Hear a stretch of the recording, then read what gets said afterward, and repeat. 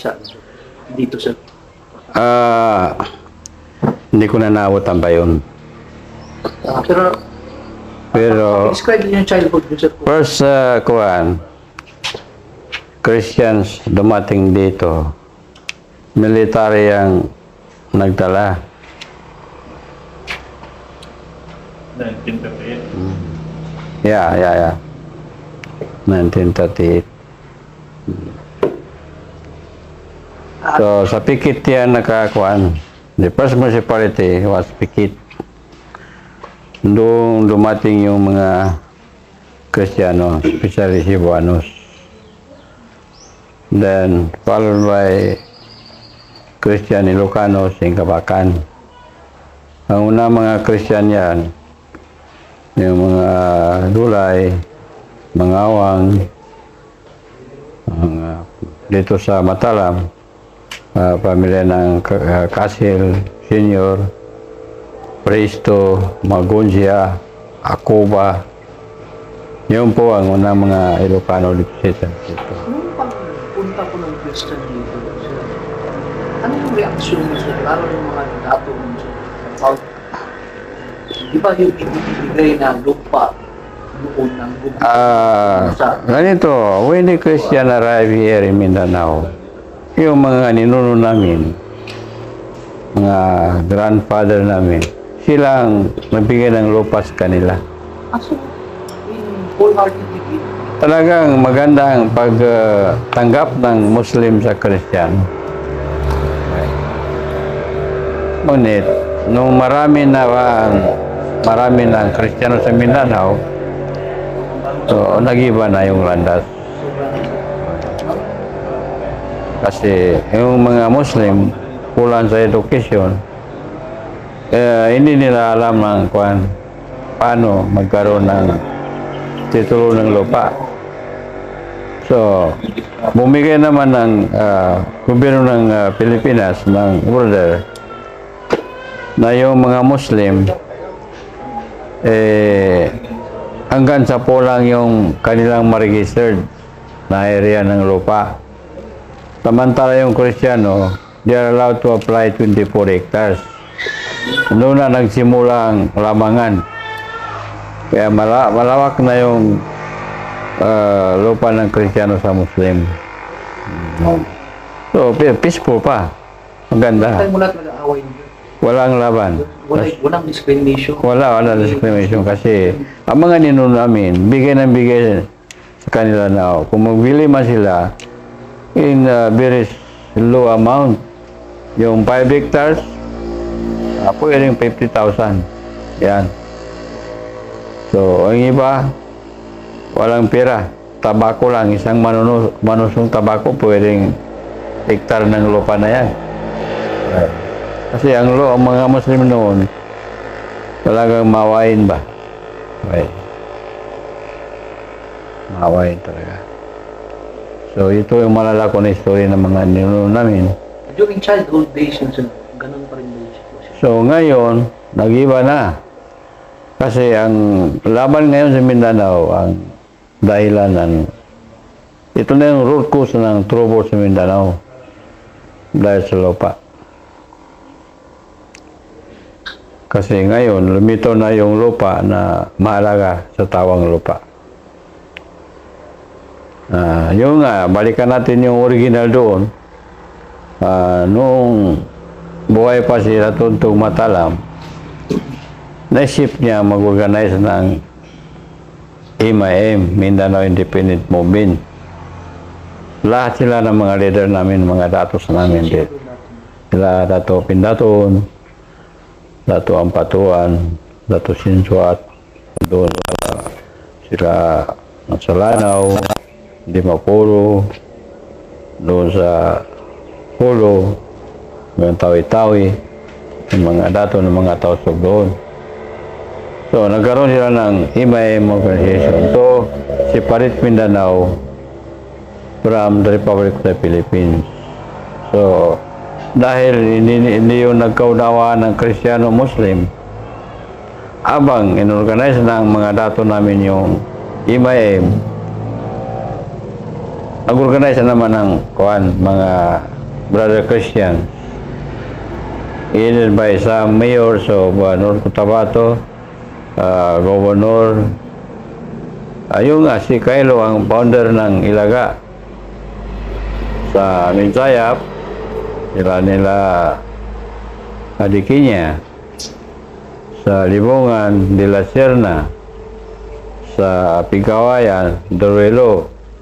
And some local officers of the government. Naging organizer ng Ilaga. Ba't nila in-organize? Para yung nga, dito sa Matalan, kasi binatana ko nung nagrampan yung laban dito. It was the time of Mayor Bardonado, E.D. Bardonado. Hanggang kasama siya sa pagtuturo kung saan ang barangay na Muslim ang dapat sunugin. That So, time, sir, talagang Muslim against Christian talaga. Yun nga, panahon ng Ilaga, Muslim-Christian fight. Pero it's a local fight. Ba't pumunta sa ganong problema, sir? Ba't ganon ang... Ganito ang nangyari doon. Noong nalaman ng mga Christian na ito Muslim, leader na Muslim, mag-propose na independent na Mindanao. Akala nila, pagka-independent na Mindanao, maalis na yung lahat ng Kristiyano sa Mindanao.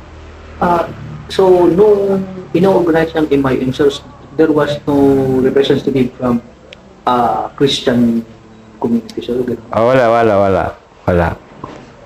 Kaya, yun na, nagkuano. Hanggang nagkaroon ng bawat grupo, nagkaroon ng forces. Kasi itong Ilaga, mayroon silang forces na nagawak ng baril upang ipadala sa mga Muslim. Pero hindi gaano malakas kasi mga dilusi lang. Yan. Ito na mga leader namin dito, tayo mo natutog Matalan pa rin at dato sa Liparapin daton. Nagkaroon sila rin ng forces. It's called Black Shirt. Yan, to. So, pagkaroon ng Black Shirt, nagkaroon ng rampant fight between the Black Shirt and Ilaga. So, yun talaga polarization talaga, sir. Pero yung may kunting halo sa National Forest pero hindi na palata. Kumampi doon sa Ilaga. Ito nakita namin. So, nagkaroon ng malakas din na laban. Itong mga Ilaga, hanggang kaya nila, papatayin nila. Pati babae, mostly massacre ang ginawa nila dito sa amin. Actually, about 80 meters from here, mayroong libingan diyan na 26 bodies of Muslim and some member of Christian na massacre. Nandiyan na libing. So, yun ang ginawa ng Ilaga, massacring ng inosente na Muslim. Ang nangyari, lahat ng tao Matalang pumunta ng Pagalungan because the base in Matalang, Pagalungan, nandoon sila tuntog, maraming baril. Kaya karamihan nandoon nagbakwit sa kanya. So, hindi na tagal, yung nga, naisip naman ng mga leader na sumpayan nila yung MIM. So, nagkaroon ng MNLF. Yun ang sumunod sa MIM, MNLF.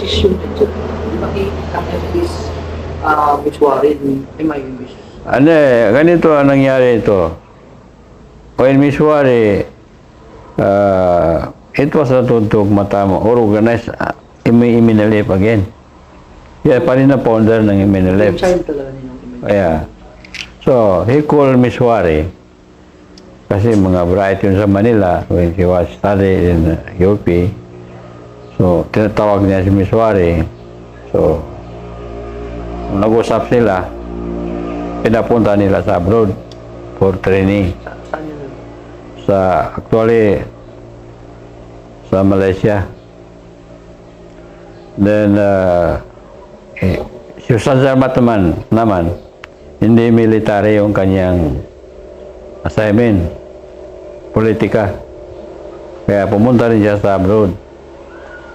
So, pagtapos niya mag-aaral doon, hanggang ang mission ni Ustaz Sarmat to organize the ulamas in Islamic country to inform ano ang gawin sa Mindanao. Kaya noon na inform yung mga ulamas doon sa for Islamic country, yun na. Situation din na. Ito about situation Mindanao, na malungkot sila at nawa, tumulong sila. Kaya naging mabagal ang MNLF. So 1970s nandun na. 1970s yan. Kasi around that time, I begin at municipal committee ako noon. Habang tumatagal, naging provincial integrated ako ng MNLF. So, tigil ba tayo? Yung cause ba ng MIM yung sir, yung parang pinaglalaban nyo is the same dun sa MNLF, sir? Well, itong ating aming objectives to fight against the government, to save Mindanao, our homeland, Mindanao. So, the same yung MIM sa MNLF? Ma'am, the same. Because ista namin, independent pa rin ang ista ng MNLF before. Okay. This objective of the MNLF is independent. Wala pang imay. Buo pang MNLF. So, ganun pa rin. In 1970s, MNLF visited President Gaddafi. Libya? Okay. Because Gaddafi was strong. Siyang malakas na tumulong sa MNLF. So, pumunta si Mela doon para sumpuin yung MNLF. Pero medyo stable na ang organisasyon namin. Pag-uwi ni Imelda, presidente pa si Marcos, sabi niya, Presidente, mabuti siguro mag-ceasefire tayo. So, nagkaroon ng ceasefire between MNLF and the Philippine government. So, in 1976, nandun na nagsimula ang Tripoli Agreement. 1976. So, ano yung pinagkasunduan? Atong nag-usap doon ni si Presidente Marcos, si Misuari as a Islamic country. Ganyan. So, iningi ni Marcos kay President Gaddafi ay hindi bigyan ng independent yung Bangsamoro, yung Muslim, Mindanao. So, nangyari yun.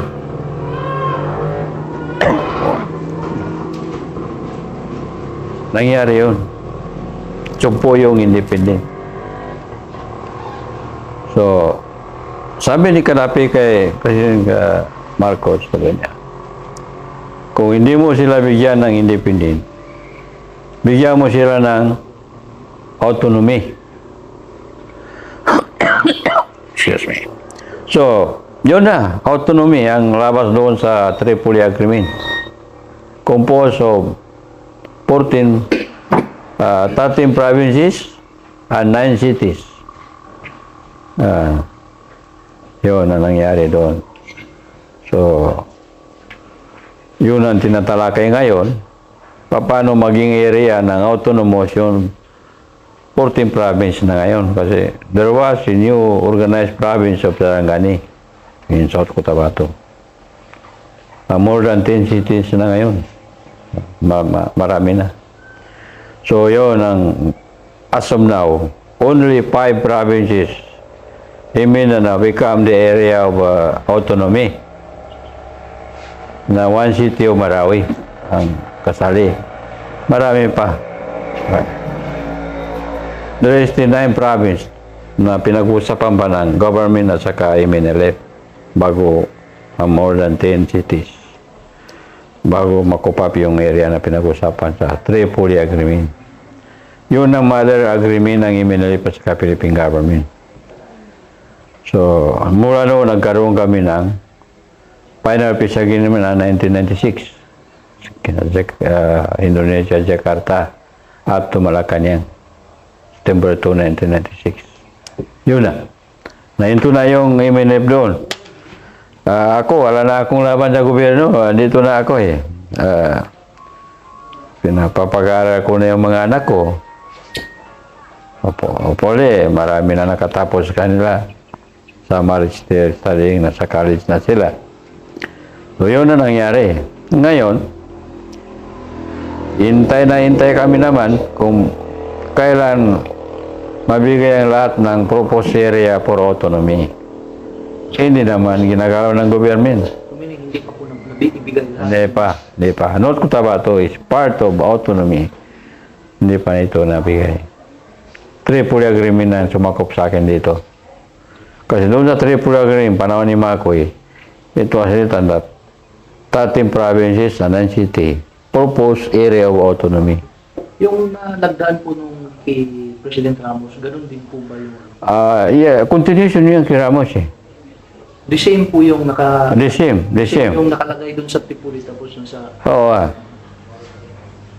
Pero, depends upon plebiscite naman ang ginawa nila. Nagkaroon ng plebiscite, ayaw ng Christian na masakop ng autonomy. Hindi sila nagbutal ng yes. So, pildi kami. Hindi naman kami nasali. Yan ang nangyari. Kaya lahat ng nangyari sa Mindanao, dealing tactic of the Philippine government sa MNLF. Kami ng mga kapatid nyo na MNLF sa Mindanao. We love Christians as I love ourselves.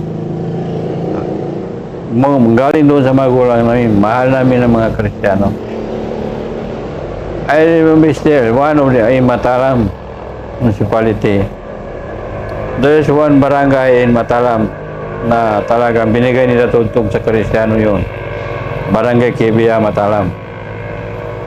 Na noon dumating yung mga Ilonggo na galing sa Iloilo na si Dato Salipara Pindato na kumuha hanggang pinasakay ng barko.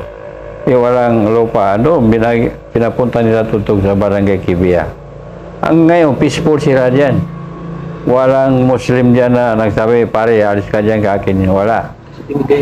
Talagang binigay ng mga matanda namin yun. Kami naman, ang ginugulo namin na sa Mindanao na Kristiyano, yung lupa namin na na-apply namin, titulado namin, nung panahon ng Ilaga, hindi kami makabalik, kinuha ng mga Kristiyano. Ito na yung root cause ng trouble sa Mindanao. Hindi na independent na pinag-usapan dito, lupa. Land complex. So, sir, panahon ng MIL, sir, masasabi niyo bang religious war yan? No. Kasi, yun ang kuhan dyan, yun ang sabi ng iba, war Mindanao is religious war. Hindi naman. Mula 1970s, kasali na ako sa MNLF. Nag-away na ako sa gobyerno, pero hindi religious war ang pinaglaban namin, kundi yung katarungan namin sa Mindanao. MNLF fighting for a cause. So, MIL, MNLF. Right. Ito namang imay, ganun pa rin sila. They are also fighting a cause of a bunch of people in Mindanao. Pero iba na yung pagsuwa ng gobyerno eh. Kuminsan, hindi nagkaintindihan talaga. Miss na maliit, pinapalaki. Hindi nila kaya ang isurba yung maliit, yung malaki pa. Ito na yun, hindi na magputo-puto ang gira natin. Sayang eh. So, for you, sir, may solusyon pa ba ito, sir? At ano yung solusyon? You know, sa akin na maliit na kaisipan, lahat ng mga pangyayari may solusyon. Ang solution dito, the government must be sincere to the pag-uusap. Ganon din ang MNLF sa kaimay. Pero both sides not sincere, kaya nang ganito eh. Pagtalikod, wala na. paano kami maging sincero na yung autonomous na sana ibigay na sa Bangsamoro, hindi man ibigay ng government. So, yung mga lupa namin na talaga hindi namin ni-squat kami, mga titulado na yan, hindi pa namin mabalikan. So, paano hindi magalit sa Muslim doon na may armas ng ilaga? So, supported by the local government hanggang nasyonal. Dumating na ba yung pwersa namin galing sa Islamic country? Yan ang lumaki na. Hanggang ngayon, hindi natin kaya isumpo. Pero dito sa sitwasyon ngayon, kapag ibigay sa mga Muslim yung lupa nila na naalisan ng mga magulang nila, ma-minimize. Kaya hindi natin masabing maalis ang gira kasi tao rin ang gumawa ng gira pero ma-minimize. Sino man ang mabuhay, ayaw na mamatay, di ba? Okay. Pero lahat ng hindi mabuhay na mapayapa, gusto niya mapagkamatay na kay pobre man din. Di ba? Ganito siya na Mindanao eh. Kung doon sa original na pinaglalaban yung sa MNLF, na mahiwala yung mineral. Ako, wala ako comment dyan. Kasi maliit lang ako na tao pero maganda rin kung ganun. Pero kung hindi mo na makapunta doon, kung sana magkakasundo, maalis lang sa gira, mas malaki pa yan sa independent na maalis tayo sa gira, hindi ba? Kung magka-independent na Mindanao na ang gira hindi maalis, walang kabuuan ng independent. So kung saan tayo magkakasundo, yun ang mahalaga. The MNLF and the government, MILF should unite na stop war kasi nandiyan na. Ganito ang gawin mo. Wala namang problema. Kami, hindi namin magkalaban ng Kristiyano. Oh. So during your time, sir, yung MNLF pa, sir, yung buo ba yun? Pareho. Noon, sir, na-ensure niyo ba yung safety ng Christian noon, dito noon, kung ibigay yung autonomy sa inyo, sir, na wala mang... Dito sa Mataram, I was the protector of the Christian barangay. Wala nangyari dito ng mga operasyon namin. Kasi, ay na wag sirain niya kasi kababayan ko yan. Okay. And war in Mindanao is not war of Muslim Christians. But it is war in Mindanao, war of personal interest of some leaders. Yan, yun ang alam ko eh. Doon yung tayo sa ano, sir, yung pag-split ng MILF. Ano yung may Okay. When the Tripoli was signed in 1976, signed by Norm Miswari as the chairman of the MNLF, Usa Salamat disagree. Bakit na yun? Kasi maliit lang eh. Ano yung gusto niyo? Mindanao Independent. Or Mindanao. Kaya mag-split sila nila kagimuran. So hanggang ngayon, ang stand ng Imael is to independent. Kami naman, from 1976, Tripoli Agreement, it was pronounced only autonomy. Ano lang kami sa autonomy, hanggang 96, autonomy. Kaya ako, nandyan ako sa autonomy. I stay on autonomy kasi... Ba't gusto niyo yung autonomy? Because, yun man dapat eh. Kung saan tayo magkakasundo, yun ang dapat gawin natin. So, hindi pwede yung... Kasi ayaw na national government eh. Ayaw ng presidente. Hanggang ngayon, laban pa eh. So, kung saan tayo hindi makakalaban as Filipino people, Muslim Christian, hindi na tayo. Pero akin ang hinihingi, yung mga lupa na Muslim na dapat kanila talaga, ibibigay ng mga leaders kanila para masumpo na yung problema ng Muslim. Kaya karamihan dito sa amin, biktima ng ilaga, nakatakbo. So, alam ko man kung saan ang lupa na may problema against Muslim and Christian. Ganun yan. With regards to Umbra Kato, ang laban niya dyan sa Bisaya, Paliusa, may mga lupa na ninuno nila na kinamkam ng mga kapatid nating Kristiyano. Wala naman sila matirahan. Pero naglaki lang yan kasi marami na sumama na luko-luko. Ganun pa rin ang problema, kaya marami na eh. Okay.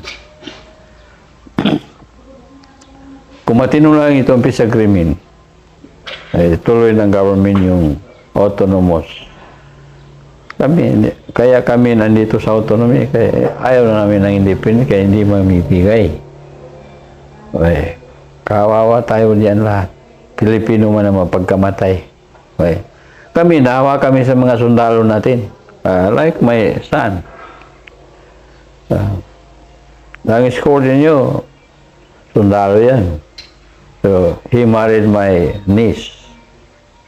Muslim. It means there is no separation of tribe dito. Kung sana kagagusto, okay pa rin. Why? Kaya mahirap sa Mindanao eh. Hindi mo mahalata kung sino ba yung nag-aaway. Maraming Kristiyano nag-aasawa ng Muslim. Maraming Muslim nag-aasawa ng Kristiyano. Pero nandito pang laban sa Mindanao. Okay. Dahil lang sa lupa. Kadahilan sa lupa. Ako, sinusupok yung mga Muslim dito na mag-agaw ng lupa ng Kristiyano na yung talagang binili nila sa mga magulang namin. Itigilan ninyo ko sa kanila na yan. Mahirap na walang honor yung ginawa ng mga magulang natin. Peaceful solution.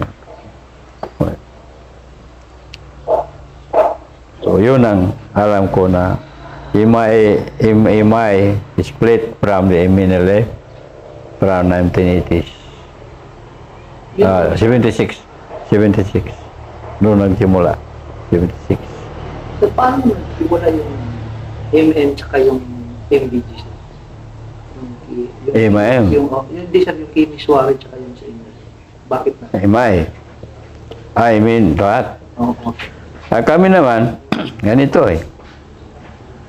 About na aking makayang isalisya sa inyo, ako'y nagtataka rin na bakit nagkaroon ng dalawang faction ng MNLF. Itong Executive Council 15 at saka Promissory. So, ganito yan.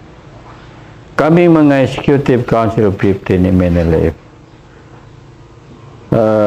noon kami sa autonomy.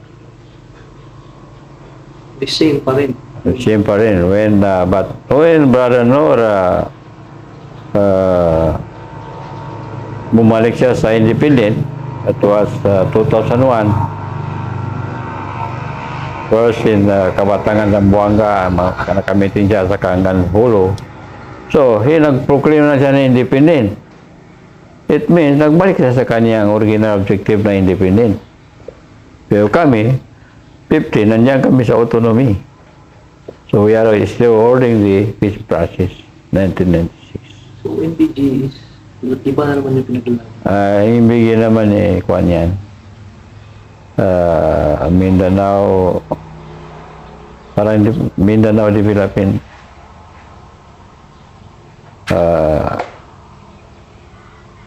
Development yan, MBG. Hindi pa gano'n lumitaw yun. Pero yun ang nag-awak ng mga development.